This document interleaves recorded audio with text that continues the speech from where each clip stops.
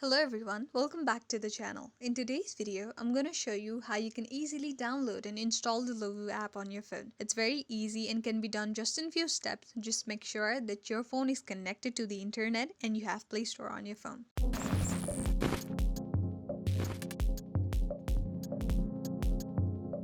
So let's get started. First of all, open the Play Store on your phone. There at the top, you will see the search bar where you need to type Lovoo.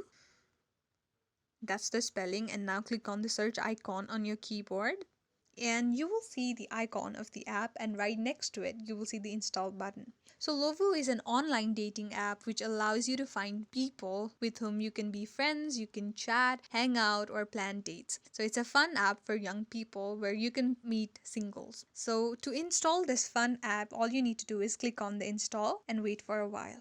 After the download is complete, the app will be installed itself. You just have to wait for a while. So when the installation is complete, you will see the open button on the screen right next to the logo of the app. Click there.